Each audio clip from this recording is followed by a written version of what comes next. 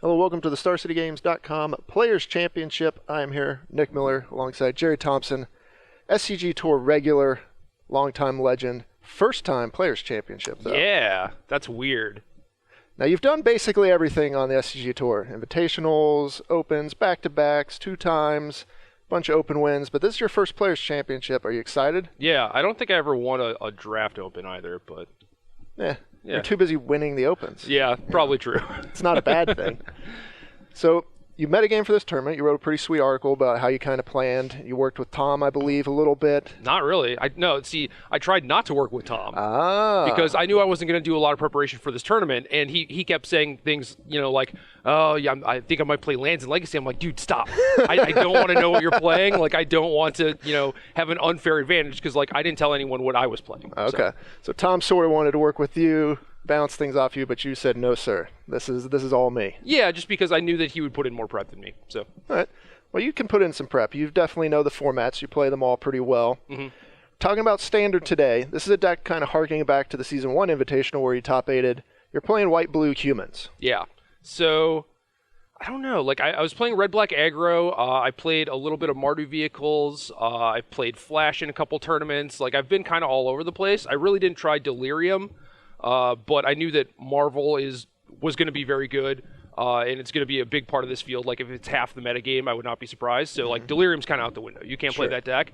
And then once that's gone, it's okay, well, now kind of opens up the format a bit where it's you can play a deck that hates on Marvel, but might be a little weak to, Liliana and Ishkana and stuff like that. Just built a white weenie deck effectively, trying to go under the Flash decks, Jim's Esper aggro deck, stuff like that, and trying to get under the Marvel decks, too. All right, well, let's take a look at the deck here. We're going to see a bunch of creatures. We've seen these, all these guys before. Gossip Mongerer, Expedition Envoy, Thraben Inspector. You got all the 1-drops here. You're humans through and through. Gossip Monger's great. It's super huge, especially if you have Thalia's Lieutenant or Always Watching. I'm not sure if it's a combo with Smuggler's Copter or not. I haven't really figured that out because it's if you play Gossip Monger into Copter, obviously you want to go 1-drop into Copter, then you can't transform the Gossip Monger, but later you can use it to crew the Copter so you don't have to suicide it, which is kind of cool. And Expedition Envoy is a little bit weaker than I'd prefer, but you got to do what you got to do. Yeah, you got to have your 1-drops. These are them. Of course, I guess we will see, combo and non-combo with Smuggler's Copter, but that card's good enough anyway. I don't think you mind tapping it down. We'll keep going through here. We're going to see the real payoff cards. Thalia Lieutenant. This is the card that really wants you to be human-centric. Yeah, so Smuggler's Copter, obviously not a human. Spellqueller, not a human. The deck is not as human-dense as it was before because of Origins rotating out and stuff. So you're not getting those super huge Lieutenant turns, but just even playing a 1-drop into Lieutenant I think is going to be fine because then on subsequent turns the Lieutenant's going to grow itself. But yeah, Reflector Mage is definitely one of the reasons for the splash.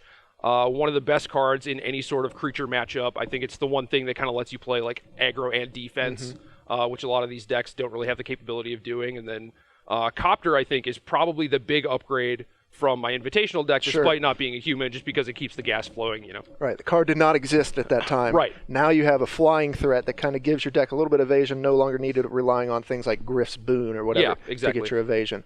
Keep moving on here. We'll see the other blue splash, of course, Spellqueller.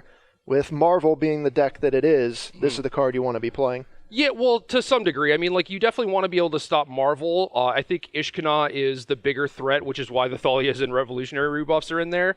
But, I don't know, I would like to play 4 Queller just because it's a very solid card. Even 2-3 Flash Flyer is fine, especially with Always Watching. But I had a lot of 3-drops, and I really wanted to play Thalia, so you have to shave on those a little bit, and then it means I can cut a blue source from my mana base, so a lot of little things at play. But most of the time, I think the plan with this deck is just going to get under the Marvel decks, and even if they Emrakul you, if they go Marvel into Emrakul, they might just die on your extra turn. Right, it just doesn't matter because you have so many bodies that can't deal with them all.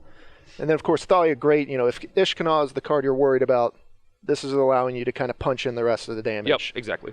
Rebuff, great against Ishkana as well. A bunch of other cards you're kind of worried about. And then we'll move on to the rest here. I think we're just a couple removal spells, Declaration of Stone, and then Always Watching. Yeah, Stone is solid. It's basically there for Spider, again, just mainly clearing all the tokens. It's not very good in the mirror matches. It's not very good against Flash. but it gets the job done. It is like the cheapest, like unconditional removal spell that you can play. And then always watching, again, only 3 copies because of the same issue with Spell Queller, where it's like we already have a lot of 3-mana cards. Sure. Mana base here, pretty simple. You got your white-blue duels between Prairie Stream. You're going to have some fun old Port Town there. Plains, islands, super simple. Yep. Just trying to curve out, just trying to beat down. Yeah, I miss Knight of the White Orchid, but I think this deck will be okay. All right, so let's move on to the sideboard here. It's pretty clear what you're trying to fight. You got a bunch of counter spells here between Spell Shrivel and Ceremonious Rejection. Yeah, so there's not a counter spell really that stops Ishkanah and Aetherworks Marvel. If there were, then I wouldn't have to have like Rebuff and Spell Queller in my main deck. You know, it is super weird. So Spell Shrivel is kind of that thing. Rejection is just because I feel like while Marvel might not be their most important card, even if you snag like a Puzzle Knot or something, that might cut their clock by a turn. And with having a bunch of 3-mana cards in my deck, like that's going to allow me to double spell in the mid game, and I think that's really important, even if it's not countering the spell that I actually want. Right. So, and I think Puzzle Knot's kind of scarier for the aggro decks than a lot of people want to believe on the surface. That's a lot of life. It's like, oh man, 3 life, that's like half an attack step or whatever. But that's actually a big deal, and also the energy is a big deal too. Like it's very easy for them to get to 6 a lot of the time, but to like do it again, that's a lot tougher. Right. And we've got the Lantern Scout here, allows you to race. And then of course the next page here, Gideon, Fragmentize, and an extra land, I guess, if you're trying to cast Gideon. For Gideon, but also just for the extra counter spells too. I would like to have an additional blue source. Okay. We kind of zoomed past the Lantern Scout there. What exactly are you bringing that up again? Is that just mainly like Mardu? I think Lantern Scout's probably bad. I wanted something for creature matchups. The weird thing is, though, in a lot of the creature matchups, they're trying to transform into more of a control deck. So it's like the Gideons, I only had 2 Gideons for a while, but I think I want the 3rd Gideon actually in the creature mirrors once they slow down, specifically Mardu vehicles, if that deck is actually here. I don't think it's going to be huge. I think Jim's Esper deck is going to be a little bit more popular, and Jim's Esper deck, like depending on their configuration, might be one that actually just comes down to a racing situation, because neither of us have like a bunch of removal or a lot of good ways to interact. They're trying to get me with like Scrap Heap Scrounger and stuff, so having that extra life buffer might help, but if I play the entire tournament and never want to side in Lantern Scout, I would not be surprised. But it's mostly just a hedge. All right, so talk about a little bit just the format in general, how you prepared. You mentioned Jim's Esper deck. That looked very good, at the Invitational. What kind of pulled you toward this deck over that deck? They're sort of similar, but, yeah, they are. They definitely have like the same game plan where it's like, okay, I'm going to be a little lower to the ground. I'm going to have access to some counter spells, and I'm basically going to stop like the Marvel decks and Delirium from doing their important things, right?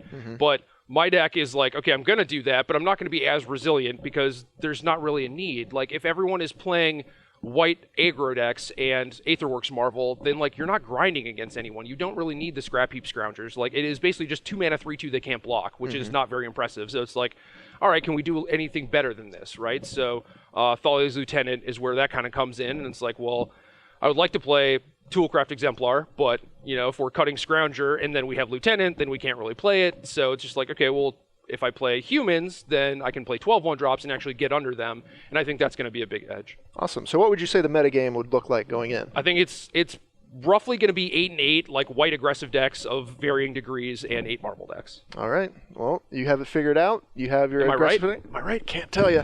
You'll find out tomorrow. All right. Of course, everyone else will as well. So, Gerry, thanks for joining me here in the sideboard. Good luck in your first Players' Championship.